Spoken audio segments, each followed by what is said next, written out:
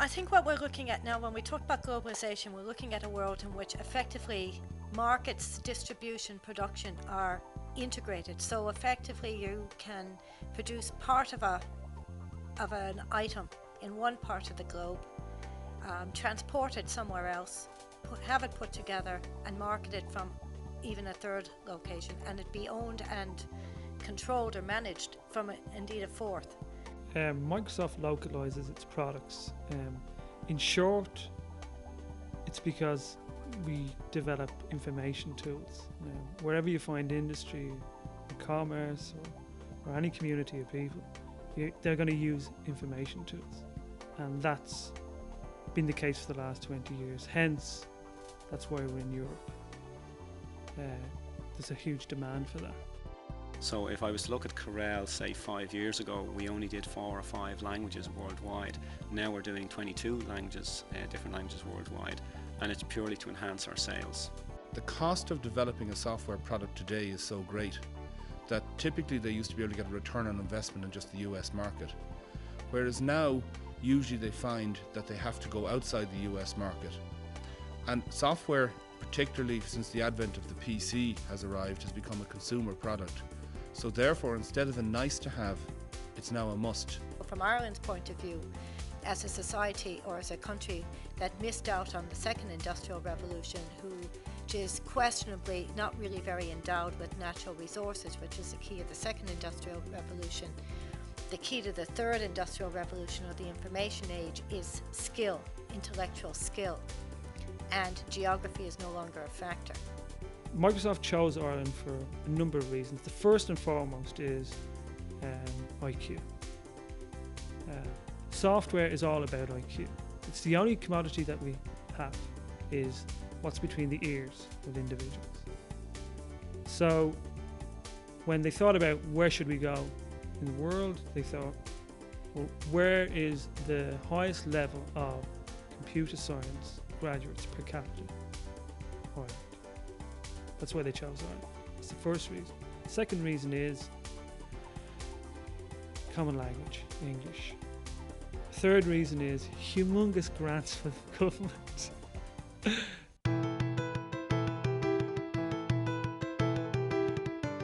There were a lot of economic reasons, but then also looking at the colleges and the linguistic skills were being built up as well. So there were quite good reasons, both economically and educational wise, to come here as well.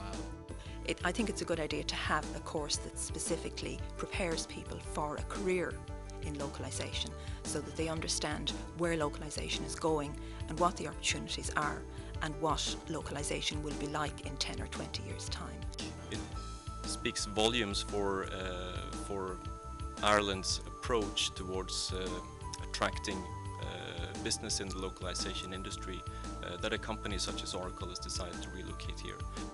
Well, Ireland is the world leader in localization. There are about 5,000 people employed directly in the localization industry, and for each person directly employed there are 2 others employed in related industries.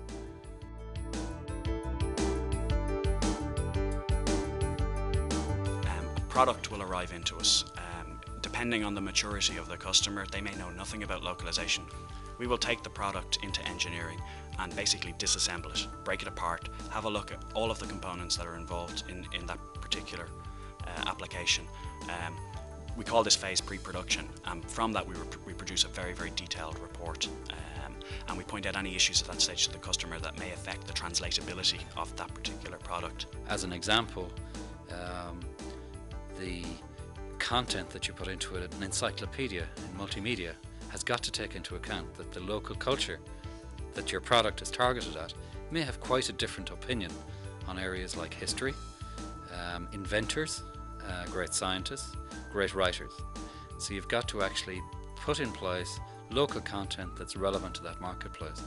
As an example, not everybody agrees that the Wright brothers were the first people to fly.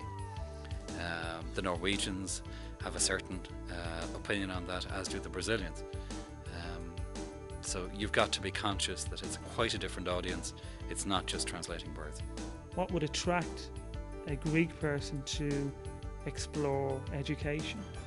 Do you use the Acropolis, or do you use a logo that somebody has come up with in Seattle, which might be a yellow bus.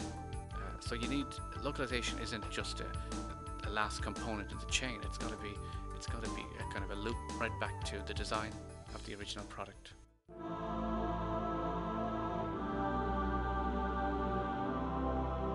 There's a famous line in the Quran which probably says it all, and it says, if you don't know where you're going, any road will do. And really what we should be doing, that really telling us, if we plan a little bit more, that everybody will get a higher level of success and I believe, from what we have seen, reduce costs. I think maturity has come into this business. I think as businesses mature, there is a need to have some sort of focal point or some centre where the joint expertise can in some way be brought together on a level playing field, where people are not afraid about the competitive side of things. That clearly is an issue if you get any trade association together. So an independently funded group with some input from the industry clearly is the best model to use. I think this is a very good example. The Localisation Research Centre has got that right. It offers advice to the localisation industry, does work for them in contract, and then acts as a showcase for localization tools, particularly translation tools, that people can come and view. I don't feel that the industry is closed at all. In that respect, people are very, very open to tools and tools development. That's partly a reflection on the size of the industry here, that almost everyone knows almost everyone else, and the feedback that people get from different tools in different companies gets passed around very, very quickly indeed. What I particularly like is that in Germany, if you want to visit clients, you normally are running around with your suit and and a tie, and here it doesn't matter, it's more relaxed, I would say sometimes more professional and more up to date. The whole concept of the LRC, which is that there is a body which can pool activities and resources which are of common good to the complete localization industry, is tremendous, because individually, as companies supplying those services, or indeed as companies buying those services, we may not dedicate the resources to investigate and research different aspects of our business. It's estimated to grow at 35% annually between now and the year 2000. It'll be, at that stage, it'll be a $6 billion business. So there's good room for growth, and Ireland is very well situated to take advantage of that. It is not the type of business where you have people who've been spending the past 30 years in the business and know everything. Everything is always changes. That's the only constant that we have in our business. So certainly it offers a stimulating and challenging view for the future for a lot of people. It's solving problems that you encounter in building or adapting a communication tool, which is about language. Not language as in text, but language as in the whole structure of meaning. So all the time you're confronted by these new things, and how do you solve these? And that's the constant question. How do I solve these? How do I do it faster? Now, how do I do it better? How do I do it more efficiently? And what did I learn from the last one that doesn't look like this one? So nothing is ever the same, which is one of the attractions for the graduate. They join Microsoft, or they join any company in the localization industry, and they're faced with these weird and wonderful problems, which I can guarantee you won't be the same a year later.